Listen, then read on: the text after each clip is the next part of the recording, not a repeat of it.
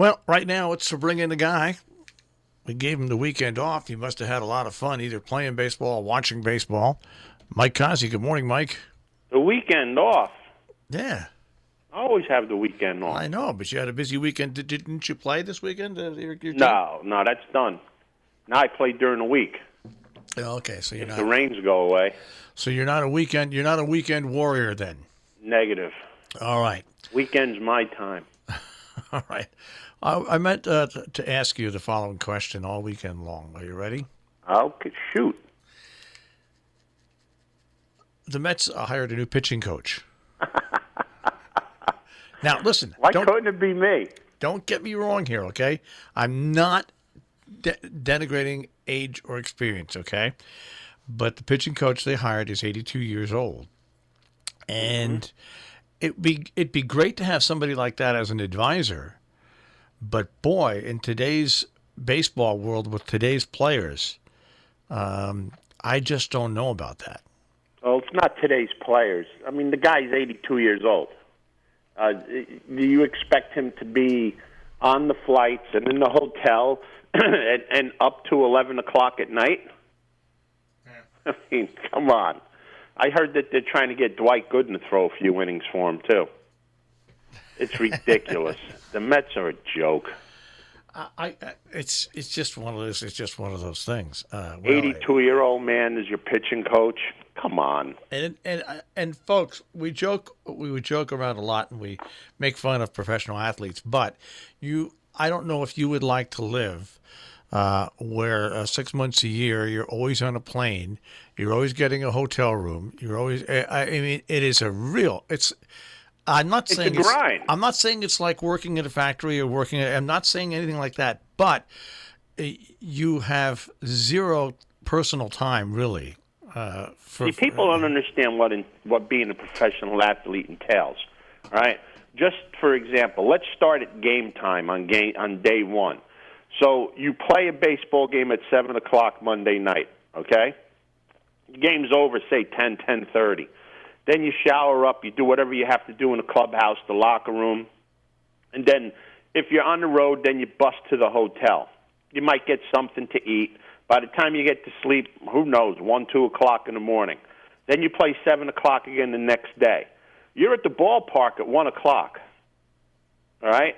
You're at the ballpark at 1 o'clock going through doing films, going through batting practice, whatever you have to do. It's not a 4-hour day. It's more like a 10, almost 12-hour day at the ballpark. The guy's 82 years old. He's not Superman. It's no disrespect to him, but it's nowhere for him to be. He really shouldn't be there. By the Mets just made themselves a laughing stock by doing this.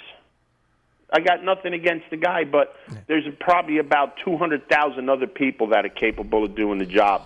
Why did the Mets pick this guy? That's the million-dollar question. All right, so now let's go on. I can't answer that one. We'll go on to the baseball results. A pretty good weekend for the Yankees, except for Mr. Happ. A pretty good start to the week for the Houston Astros because they really needed that win. But a lot of the races have tightened up in baseball. I mean, they're not close, but they've tightened up. I can't tell you because my computer keeps shutting itself down.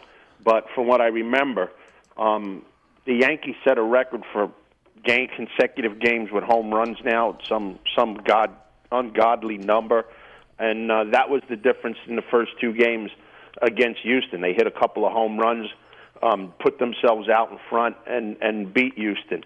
Yesterday they only got one home run, and they wound up getting beat. Can't use it as an excuse. Houston has their two top ball players out. The Yankees have had their top ball players out for a couple of months. But the two ball players that Houston have out, actually it was three. Altuve's just coming back. Correa and the shortstop, Correa and Springer, they're big catalysts on that team. There's a big drop-off between them and their replacements. When they get them back, they'll be fine. They're still like 9 games in front. But the Yankees did take Friday and Saturday game, and then yesterday Houston's bats woke up a little bit against Happ, and Houston won. They're the two best teams in the American League. There's no doubt about it.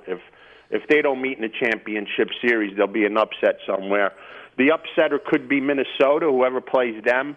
Whoever plays Minnesota in the playoffs is going to be the team that's going to have the more difficult time getting to the championship. So having the best record is going to be vital. So this way you play the wild card fake game winner instead of playing Minnesota. But it was good baseball in the Bronx with the Astros and the Yankees this weekend, no doubt about it. Yeah, they're two strong clubs. You switch over to the National League, and Atlanta held on, and they're leading Philadelphia by 6.5 games now. In Washington, yeah, that's pretty much shot. The Phillies can't get out of their own way. Chicago leapfrogged over Milwaukee, but really, from first to last in the Central Division is only 5.5 games. Yeah.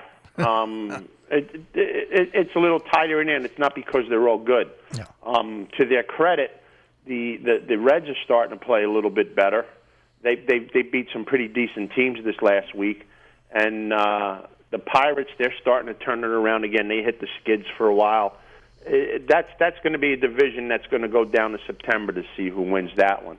But the other ones, they're pretty cast in stone right now. The Braves are going to run away with the East, and the Dodgers already have the West locked up. Yeah, the Dodgers, they could stop playing, and they've got a lot. Pretty close to it, right? All right. What else? So what? We only have. I wanted to ask you about this question too, because this popped up early in the weekend, where a horse trainer was suspended out at Santa Anita right before the end of their meet. What do you? Don't you think that's just a little show dressing that they're trying to do there? Yeah, I think he's a scapegoat. Jerry Hollendorfer is the trainer. He's not going to run any horses that are hurt. I mean, it's a lot of baloney. One horse in particular, he claimed him for 12.5 and put him in a race, and he was a vet scratch, okay? And then the horse was jogging in the morning, and he broke down. It happens. It happens all the time. It's the nature of the beast. They told him that he had to get all his horses off the grounds at every track in California. But New York said they'll welcome him. So who's right here? Is New York right? Is California right?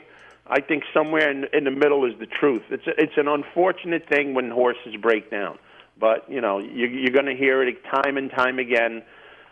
You got to be kinder to the animals. Well, if you want to be kinder to the animals, then you have to stop the sport. If you stop the sport, you stop the breeding. People don't understand how many horses are actively training to put on a product at racetracks all over the country. There's tens of thousands of them. If you stop racing, what are you going to do with these horses? You know what the answer is going to be. That's just like similarly to the greyhound situation in Florida. Oh, you're cruel to these dogs. Well, I think at the beginning of next year, all the greyhound tracks in Florida are closing.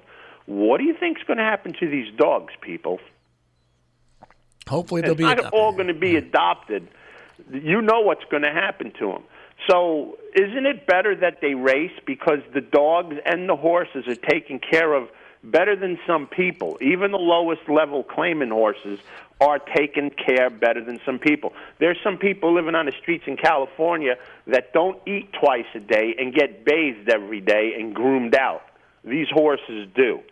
So people in these animal welfare bang the drum places, they don't know all the facts about it. All they see is what's evident with one misfortune, and they harp on that. They don't harp on all the other things where an owner has a hurt horse and he takes care of him for 2 years before bringing him back to the racetrack. Those are the stories they don't want to tell you. But the situation in California, it's a head-scratcher. I think Santa Anita needed a scapegoat, and they picked on Hollendorfer for this one. But Jerry Hollendorfer is not the reason why 24 horses broke down in the winter at Santa Anita.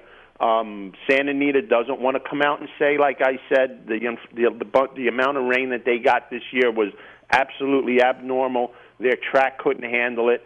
They kept running on it instead of shutting it down early and take care of the track situation. And lo and behold, reading the racing form this weekend, guess what I saw? a return to synthetics might be in the offing. I mean, synthetic to me was the way to go in places like that. It's an easier, more fair track. It's a safer track. They talk about horses getting tendon injuries with the synthetic. Well, in my opinion, it's easier to treat a ligament or a type of soft muscle tissue injury than a horse breaking its leg. So that's my take on that. I just think they needed a scapegoat. If Hollendorfer, if the evidence was damning, New York wouldn't open up the barns to him. I think just that Santa Anita, being that it closed yesterday, wanted to make a statement, and unfortunately Hollendorfer was the statement. All right. Anything else before we say sayonara for this morning? World Series tonight, Vanderbilt and Michigan. Go Big Blue. Oh, and doesn't the women's soccer team play today? Yeah, they beat Sweden. Sweden thought they were going to beat them, but they beat Sweden the other day. Well, that's Sweden. Don't they play today? I don't know. Probably. I think they play Spain or somebody today. Yeah, probably something like that, yeah. Viva la Spain. Let's go Spain. I got my Spain flag up today. All right.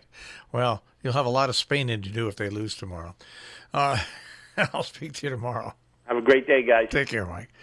Mike Cozzi with the Check on Sports this morning here on the Breakfast Club on Robin Hood Radio.